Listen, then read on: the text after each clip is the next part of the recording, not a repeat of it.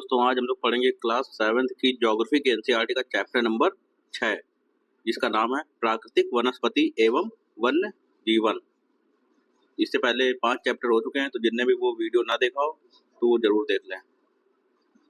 तो हम लोग अपना चैप्टर शुरू करते हैं यहाँ से। सलीमा अपने ग्रीष्म शिविर से बहुत उत्साहित थी। अपने सहपाठियों के साथ वह हिमाचल प्रदेश में मनाली देखने गई थी। उसे सब स्मरण था, मतलब उसे सब याद था कि बस जैसे जैसे चढ़ाई पर जा रही थी तो वह इस स्थलाकृति एवं प्राकृतिक वनस्पति के बदलते रूपों को देखकर कितनी हैरान हो रही थी। ठीक, गिरिपाद में स्थित साल एवं सागवान के घने वन धीरे धीरे अदृश्य हो गए तथा पर्वत की ढलानों पर पतली नुकीली पत्तियों तथा शंकुआकार वितान लंबे वृक्ष दिखने लगे। उसे पता चला कि वे शंकुधारी वृक्ष थे। लंबे वृक्षों पर खिले लाल लाल फूलों पर उसका ध्यान गया। वे रोडोडेंड्रॉन के फूल थे। ठीक, किसके थे? रोडोडेंड्रॉन के फूल। ये आपको नाम याद रखना है। मनाली से आगे रोहतांग दर्रे तक के रास्ते में उसने देखा कि भूमि छोटी छोटी घास एवं कुछ स्थानों पर बर्फ से ढकी थी। सलीमा के अवलोकन से हम अनुमान लगा सकते हैं कि स्थल की ऊंचाई एवं वनस्पतिक विशेषताएं एक दूसरे से संबंधित हैं। ऊंचाई में परिवर्तन के साथ जलवायु में परिवर्तन होता है तथा इसके कारण प्राकृतिक वनस्पति में भी बदलाव आता है।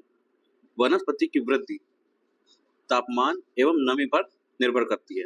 इसके अलावा यह ढाल एवं मिट्टी की परत की मोटाई जैसे कारकों पर भी निर्भर करती है। अब हम लोग ये देखते हैं, आओ कुछ करके सीखें। क्या अब आप बता सकते हैं कि चढ़ाई के साथ सलीमा ने प्राकृतिक वनस्पतियों में क्या परिवर्तन देखा? हिमालय में गिरिपाद से लेकर ऊंचाई तक सलीमा ने किस प्रकार की वनस्पति देखी? गिरिपाद जो होता है, जो पर्वत का जो बिल्कुल नीचे का जो हिस्सा होता है, जैसे ये पर्वत है तो यहाँ का जो हिस्सा होता है ये सब गिरिपाद होता है। ये ठीक, आगे देखें। इन घटकों में अंतर के कारण किसी स्थान की प्राकृतिक वनस्पति की सघनता एवं प्रकार में भी परिवर्तन होता है। आमतौर पर प्राकृतिक वनस्पति को निम्न 3 मुख्य श्रेणियों में वर्गीकृत किया जाता है। नंबर 1 है वन। अब वन क्या है? जो वृक्षों के लिए उपयुक्त तापमान एवं परिपूर्ण वर्षा वाले क्षेत्रों में उगते हैं। ठीक, वन। इन कारकों के आधार पर सघन एवं खुले वन विकसित होते हैं। अब ये देखते हैं इसमें क्या करना है। सलीमा की तरह जब आप किसी नए स्थान पर जाते हैं तो वहां पाई जाने वाली विभिन्न प्रकार की प्राकृतिक वनस्पतियों पर ध्यान दें एवं उन कारकों पर विचार करें जिसके कारण ये वनस्पतियां वहां पैदा हुई। वृक्षों की कटाई, चराई, नकदी फसलों की खेती, निर्माण कार्यों आदि के रूप में उस क्षेत्र में अगर कोई मानव हस्तक्षेप हुआ है तो उसे भी लिखें। ठीक, तो ये एक कार्य है छोटा सा जो कि एक समझ को विकसित करता है। आगे देखें। घास स्थल जो मध्यम वर्षा वाले क्षेत्र में विकसित होते हैं। कांटेदार झाड़ एवं झाड़ियां केवल शुष्क क्षेत्रों में पैदा होते हैं। सलीमा हिमालय की यात्रा का अपना यह अनुभव अपने पिता को बता रही थी। उसके पिता विश्व के विभिन्न स्थानों पर जा चुके थे। उन्होंने सलीमा को विभिन्न महाद्वीपों के विभिन्न भागों में पाई जाने वाली विविध प्रकार की वनस्पतियों के बारे में बताया। उन्होंने उपध्रुवीय प्रदेशों में शंकुधारी वन, रेगिस्तानों में कांटेदार झाड़ियों, आर्द्र प्रदेशों में घने उष्णकटिबंधीय जड़ काष्ठ वनों के बारे में कई अन्य जानकारियां दी। सलीमा समझ गई कि हिमालय के क्षेत्रों में लगभग सभी प्रकार की वनस्पतियां पाई जाती हैं जो भूमध्य रेखा से ध्रुव की ओर जाने पर मिलती हैं। प्राकृतिक वनस्पतियों के प्रकार में बदलाव का मुख्य कारण जलवायु का बदलाव है।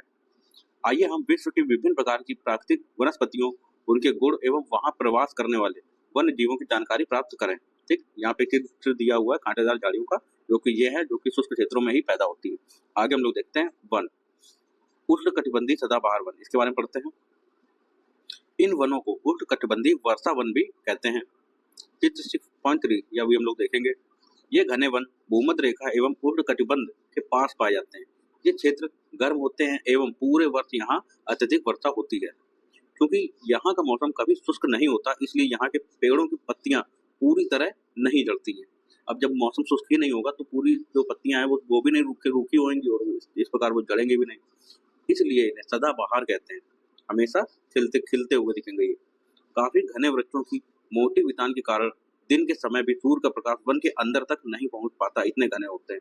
आमतौर पर यहाँ दृढ़ काष्ठ वृक्ष जैसे रोजवुड, आहवनूस, महोगनी आदि पाए जाते हैं।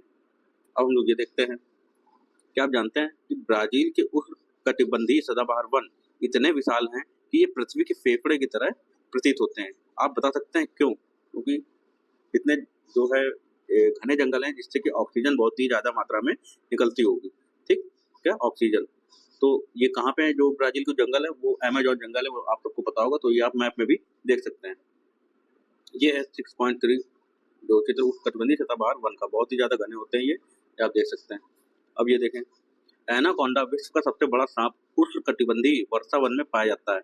यह मगर जैसे बड़े जानवर को मार और खा सकता है, जो मगरमच्छ को भी मार के खा सकता है। आगे देखते हैं उष्णकटिबंधीय पर्णपाती वन। उष्णकटिबंधीय पर्णपाती वन मानसूनी वन होते हैं जो भारत, उत्तरी ऑस्ट्रेलिया, ठीक, तो ये आपको देखना है ऑस्ट्रेलिया का भाग, एवं मध्य अमेरिका के बड़े हिस्सों में पाए जाते हैं। ये आपको मध्य अमेरिका का भाग भी मैप में देखना है। इन क्षेत्रों में मौसमी परिवर्तन होते रहते हैं। जल संरक्षित रखने के लिए शुष्क मौसम में यहाँ के वृक्ष पत्तियां झाड़ देते हैं। इन वनों में पाए जाने वाले जड़ काष्ठ वृक्षों में साल, सागवान, नीम तथा शीशम है। जड़ काष्ठ वृक्ष फर्नीचर, यातायात एवं निर्माण सामग्री बनाने के लिए बहुत उपयोगी होते हैं। इन प्रदेशों में आमतौर पर पाए जाने वाले जानवर हैं बाघ, शेर, हाथी, गोल्डन लंगूर एवं बंदर आदि। ठीक, तो ये हम लोग इस चित्र में देख सकते हैं। यहाँ पे कुछ करने को दिया गया है कि भारत में शीतोष्ण सदाबहार एवं शीतोष्ण पर्णपाती वन कहाँ पाए जाते हैं, उन राज्यों के नाम बताएं। और भारत में अधिकतर किस प्रकार के वन पाए जाते हैं। ठीक, तो ये हम लोग को देखना है। ये है उष्णकटिबंधीय पर्णपाती वन, और ये बाघ हो गया, ये गोल्डन लंगूर है जो कि गोल्डन कलर का है, इस वजह से गोल्डन लंगूर। अब देखते हैं शीतोष्ण सदाबहार वन के बारे में। शीतोष्ण सदाबहार वन मध्य अक्षांश के तटीय प्रदेशों में स्थित है। ये सामान्यतः महाद्वीपों के पूर्वी किनारों पर पाए जाते हैं। ठीक, तो ये फैक्ट भी आपको याद रखना है। शीतोष्ण सदाबहार वन जो महाद्वीप हैं उनके पूर्वी किनारों पर पाए जाते हैं, यानी कि ये जैसे अगर ये भारत है, ये पूरा आपका एशिया है मान लें, तो पूर्वी किनारा अब ये हो गया। ठीक है, ये पूर्वी किनारा हो गया, तो यहाँ पे पाए जाते हैं। जैसे दक्षिण पूर्व अमेरिका, दक्षिण चीन एवं दक्षिण पूर्वी ब्राजील, जहाँ बांज, चीड़ एवं यूकेलिप्टस जैसे दृढ़ एवं मुलायम दोनों प्रकार के पेड़ पाए जाते हैं। आगे देखें, ये हाथी का चित्र, ये है शीतोष्ण सदाबहार वन। ठीक, आगे देखते हैं शीतोष्ण पर्णपाती वन। उच्च अक्षांश की ओर बढ़ने पर अधिक शीतोष्ण पर्णपाती वन मिलते हैं। ये उत्तर पूर्वी अमेरिका, चीन, न्यूजीलैंड, चिली एवं पश्चिमी यूरोप के तटीय प्रदेशों में पाए जाते हैं। ठीक, तो ये भी आपको मैप में देख लेना है कहाँ कहाँ पे ये जगह मौजूद है। ये अपनी पत्तियां शुष्क मौसम में झाड़ देते हैं।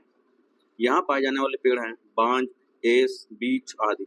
हिरन, लोमड़ी, भेड़िए यहाँ के आम जानवर हैं। पीजन तथा मोनाल जैसे पक्षी भी यहाँ पाए जाते हैं। ठीक, तो ये भी नाम आपको याद रखना है। पीजन, जैसे कि ये है पीजन, ये चित्र, और ये देखें तो ये है मोनाल। ठीक, बहुत ही प्यारे प्यारे यहाँ पे पक्षी पाए जाते हैं। तो ये है शीतोष्ण पर्णपाती वन।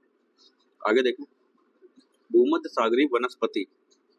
आप जान चुके हैं कि महाद्वीपों के पूर्व एवं उत्तर पूर्व किनारों के अधिकांश भाग शीतोष्ण सदाबहार एवं पर्णपाती पेड़ों से ढके हैं। महाद्वीपों के पश्चिमी एवं दक्षिण पश्चिमी किनारे भिन्न हैं। यहाँ भूमध्य सागरीय वनस्पतियां पाई जाती हैं। ठीक, दक्षिण पश्चिमी मतलब ये वाला भाग, जैसे अगर कोई महाद्वीप है तो इस तरफ वाला भाग। ठीक, यह अधिकतर यूरोप, अफ्रीका एवं एशिया के भूमध्य सागर के समीप वाले प्रदेशों में पाई जाती है, इसलिए इसका यह नाम पड़ा। ये वनस्पतियां भूमध्य सागर के बाहरी प्रदेशों जैसे संयुक्त राज्य अमेरिका के कैलिफोर्निया, दक्षिण पश्चिमी अफ्रीका, दक्षिण अमेरिका एवं दक्षिण पश्चिमी ऑस्ट्रेलिया में भी पाई जाती है। ठीक, तो ये सारी जो डायरेक्शन जो दी गई हैं ये आपको देख लेना। ठीक है, ये है हमारा भूमध्य सागरीय प्रदेश में अंगूर के भाग। अब ये देखते हैं भूमध्य सागरीय वृक्ष शुष्क ग्रीष्म ऋतु में स्वयं को ढाल लेते हैं। उनकी मोटी छाल एवं पत्तियां वाष्पोत्सर्जन को रोकती हैं। भूमध्य सागरीय प्रदेश को फलों की कृषि के कारण विश्व का फलोद्यान भी कहा जाता है। देख, तो ये भी फैक्ट आपको याद रखना है, ये भी याद रखना है। इन प्रदेशों में गर्म, शुष्क, ग्रीष्म एवं वर्षा वाली मृदु शीत ऋतुएं होती हैं। इन क्षेत्रों में आमतौर पर संतरा, अंजीर, जैतून एवं अंगूर जैसे नींबू वन साइट्रस के जो सिट्रस होता है वो खट्टे फल होते हैं, उसके फल पैदा होते हैं। क्योंकि लोगों ने अपनी इच्छा अनुसार कृषि करने के लिए यहाँ की प्राकृतिक वनस्पति को हटा दिया, यहाँ वन्य जीवन कम है। ठीक, अब इसमें क्या दिया गया है, अपने आसपास नरम तथा दृढ़ काष्ठ से बनी वस्तुओं पर ध्यान दें। अपने बड़ों से अपने आसपास के वृक्षों के नाम पता करें। अब आगे हम लोग देखते हैं शंकुधारी वन के बारे में। उत्तरी गोलार्ध के उच्च अक्षांशों 50 डिग्री से 70 डिग्री में, ठीक, में भव्य शंकुधारी वन पाए जाते हैं। इन्हें टैगा भी कहते हैं। ये वन अधिक ऊंचाइयों पर भी पाए जाते हैं। इन्हीं वृक्षों को सलीमा ने हिमालय में प्रचुर मात्रा में देखा था, जो शंकुधारी वन थे। ये लंबे नरम काष्ठ वाले सदाबहार वृक्ष होते हैं। इन वृक्षों के काष्ठ का उपयोग लुगदी बनाने के लिए किया जाता है, जो सामान्य तथा अखबारी कागज बनाने के काम आती है। नरम काष्ठ का उपयोग माचिस एवं पैकिंग के लिए जो बक्से बनाते हैं उनके लिए भी किया जाता है। चीड़, देवदार आदि इन वनों के मुख्य पेड़ हैं। यह सामान्यतः रजत, लोमड़ी, मिंक, ध्रुवी भालू जैसे जानवर पाए जाते हैं यहाँ पे। ठीक, अब ये देखते हैं। रूसी भाषा में टैगा का अर्थ है शुद्ध या अनछुआ। ठीक, तो ये जो शब्द का जो मतलब है इसका ये है रूसी भाषा में। ये है देखिए शंकुधारी वन, ये है हिमाच्छादित शंकुधारी वन जो कि बर्फ से ढके हुए हैं। अब आगे हम लोग देखते हैं घास स्थल के बारे में। उष्णकटिबंधीय घास स्थल, ये वन भूमध्य रेखा के किसी भी तरफ उग जाते हैं और भूमध्य रेखा के दोनों ओर से उष्णकटिबंधीय क्षेत्रों तक फैले हैं। यहाँ वनस्पति निम्न से मध्य वर्षा वाले क्षेत्रों में पैदा होती है। यह घास काफी ऊंची, लगभग 3 से 4 मीटर की ऊंचाई तक बढ़ सकती है। अफ्रीका का सवाना घास स्थल इसी प्रकार का है। ठीक, तो ये आपको मैप में देखना है अफ्रीका का सवाना घास स्थल कहाँ पे है। ठीक, सामान्य रूप से उष्णकटिबंधीय घास स्थल में हाथी, जेब्रा, जिराफ, हिरण, तेंदुआ आदि जानवर पाए जाते हैं। ठीक, ये है उष्णकटिबंधीय घास स्थल और ये है जिराफ, इस प्रकार से ठीक पाए जाते हैं ये लोग। शीतोष्ण घास स्थल, ये मध्य अक्षांशीय क्षेत्रों और महाद्वीपों के भीतरी भागों में पाए जाते हैं। यहाँ की घास आमतौर पर छोटी एवं पौष्टिक होती है। शीतोष्ण प्रदेशों में सामान्यतः जंगली भैंस, बाइसन, एंटीलोप पाए जाते हैं। अब देखें कटीली झाड़ियाँ, शुष्क रेगिस्तान जैसे प्रदेशों में पाई जाती हैं। उष्णकटिबंधीय रेगिस्तान महाद्वीपों के पश्चिमी किनारों पर पाए जाते हैं। तीव्र गर्मी एवं बहुत कम वर्षा के कारण जहाँ वनस्पतियों की कमी रहती है। विश्व के मानचित्र पर रेगिस्तानी प्रदेश को चिन्हित करें। ठीक, तो ये आपको रेगिस्तानी जो प्रदेश है वो चीजें आपको वर्ल्ड के मैप में देखनी है। क्या आप भारत के बड़े रेगिस्तान का नाम बता सकते हैं, जो कि हमारा है थार का जो मरुस्थल है। रेगिस्तान के कुछ जानवरों का नाम बताएं जिन्हें आप पहले जान चुके हैं। ठीक, अब आगे हम लोग देखते हैं। यदि आप ध्रुवीय प्रदेश में जाएंगे तो वह स्थान आपको अत्यधिक ठंडा मिलेगा। यहाँ बहुत ही सीमित प्राकृतिक वनस्पति मिलती है। यहाँ केवल काई, लाइकेन एवं छोटी झाड़ियाँ पाई जाती हैं। ये अल्पकालिक ग्रीष्म ऋतु के दौरान विकसित होती हैं। इसे टुंड्रा प्रकार की वनस्पति कहा जाता है। ये वनस्पतियाँ यूरोप, एशिया एवं उत्तरी अमेरिका के ध्रुवीय प्रदेशों में पाई जाती हैं। ठीक, तो ये आपको देखना है यूरोप, एशिया और उत्तरी अमेरिका के ध्रुवीय प्रदेशों में। यहाँ के जानवरों के शरीर पर मोटा फर एवं मोटी चमड़ी होती है जो उन्हें ठंडी जलवायु में सुरक्षित रखते हैं। यहाँ पाए जाने वाले कुछ जानवर हैं सील, वालरस, कस्तूरी बैल, ध्रुवी उल्लू, ध्रुवी भालू और बर्फीली लोमड़ी। अब हम लोग ये देखते हैं विभिन्न प्रदेशों में घास स्थल विभिन्न नामों से जाने जाते हैं। जैसे कि उष्णकटिबंधीय अगर घास स्थल देखें तो पूर्वी अफ्रीका में इसको सवाना कहते हैं, ब्राजील में इसको कंपोज कहा जाता है और वेनेजुएला में इसको लानोस कहा जाता है। ठीक, ये कौन है, ये सब उष्णकटिबंधीय घास स्थल हैं। और अगर देखें शीतोष्णकटिबंधीय घास स्थल, अर्जेंटीना में इसको पैम्पास बोलते हैं, उत्तरी अमेरिका में प्रेरी, दक्षिणी अफ्रीका में वेल्ड और मध्य एशिया में इसको स्टेपी बोलते हैं और ऑस्ट्रेलिया में इसको डॉन बोलते हैं। ठीक, तो ये जो नाम है, ये फैक्ट है, ये आपको ध्यान रखना है, उसको नोट करके भी आप लिख सकते हैं अलग से। सलीमा के पिता ने उसे कुछ घने वनों के चित्र दिखाए। कुछ चित्रों में सलीमा ने देखा कि लोग वृक्षों को काट कर वनों को साफ कर रहे हैं। उसके पिता ने बताया कि स्थानीय लोग कृषि एवं आवास के लिए स्थान चाहते थे, इसलिए उन्होंने वनों को साफ कर दिया। सलीमा सोचने लगी कि अगर वनों को साफ कर दिया जाता है तो वन्य जीव कहाँ जाएंगे? क्या ये वन पुनः वैसे ही बन पाएंगे? अगर लोग इसी प्रकार पेड़ों को काटते रहे तो भविष्य में पर्याप्त ऑक्सीजन, जलवाष्प, लकड़ी, फल, मेवे आदि मिल पाएंगे? क्या आप सलीमा सहमत हैं? अपने दोस्तों के साथ वनस्पति एवं प्राणी जगत की विविधता में हो रही कमी पर चर्चा करें। इनके संरक्षण के बारे में कुछ सुझाव दें। ये देखिए, ये है ध्रुवी भालू, ये है सील और ये है वालरस। इस प्रकार से आगे हम लोग देखें तो ये वाला अभी चैप्टर हम लोग का हो गया खत्म। और यहाँ पे कुछ क्वेश्चन दिए गए हैं जो प्रैक्टिस जिसकी आप कर सकते हैं। यहाँ पे ये पूरे यहाँ से यहाँ तक है और ये सब देख सकते हैं। ये हो गया पूरा कंप्लीट और ये पूरा हो गया। ठीक, तो ये सारी चीज़ें भी आप लोग देख सकते हैं। तो ये वाला हम लोगों का जो चैप्टर है ये कंप्लीट हुआ है और इसके आगे हम लोग अपना 7वां चैप्टर करेंगे। और जिसको भी अगर ये वीडियो पसंद आ रहे हो तो लाइक करें, सब्सक्राइब करें, अपने दोस्तों के साथ भी शेयर करें। ठीक, मिलते हैं अगले वीडियो में, तब तक के लिए धन्यवाद।